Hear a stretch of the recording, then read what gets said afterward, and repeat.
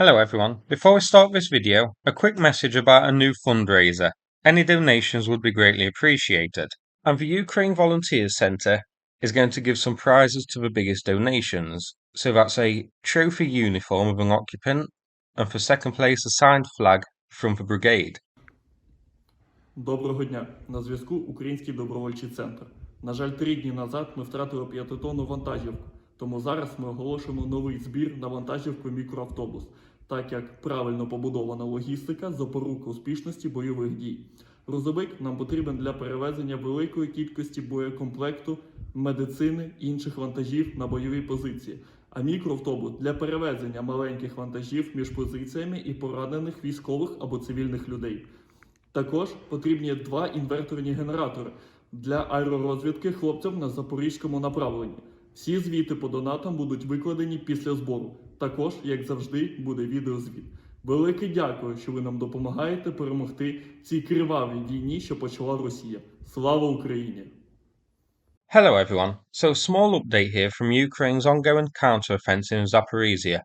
I do have another video planned to look at the situation overall, but I'm waiting in case we get more information before I release that one.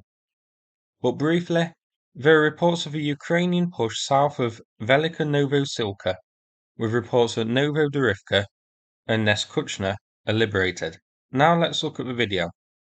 Some of you may have seen this video, but contrary to what is being shared online, this doesn't show tank-on-tank action. We can see a pair of Ukrainian T-64Bs on the other side of the tree line, with 3 Russian tanks approaching along a road. We see a couple of artillery impacts in the field, what looks to be a palm mine strike, and as the tanks are moving along, we finally see the end tank gets rogered. But if you watch carefully, this isn't carried out by one of the Ukrainian tanks. We don't see those fire. I think there's an anti-tank team in the vicinity, and it is they who bagged the Russian tank. Now one of the Ukrainian tanks is moving, we do see it reversing, the other one is stationary and could be abandoned, but we can't say for sure. But given the fact none of the Ukrainian tanks fire, it is looking like this was an anti-tank missile. I've stole, or borrowed rather, Defmon's map of this skirmish, as it's very clear. So it shows these Russian tanks were advancing north, 2 Ukrainian tanks on the other side of the tree line. What isn't shown here is the missile launch position, as that would have been off-screen.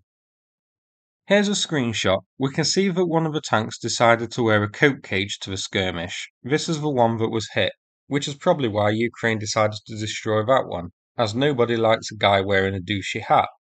Another screenshot here. Now this isn't what led to the tank being destroyed, but here something does hit it. Given the smoke plume, this looks like it may have been a palm mine, which we've seen in the past leave a trail like this. I am unsure though. Some people have suggested it was another anti-tank missile which gave it a glancing blow but didn't do damage. But the tank did survive it until another anti-tank missile team finishes it off later.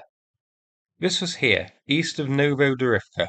So if the word on Telegram is true and Novodarivka has been liberated, this looks like it was an ambush set up for Russian reinforcements approaching from the south. These tanks likely heading to try and beat back the Ukrainian counteroffensive or recapture the town early on. Zoomed out on deep states we can see that this is here, so it was on the southern front, so we are going to have to keep an eye on this area. I do have an update on the situation, the video will be released soon. I'm just waiting in case we get, further updates and that sort of thing. In the meantime, if you found this video interesting, please click like and subscribe. I'd appreciate it. Thanks again, and take care everybody.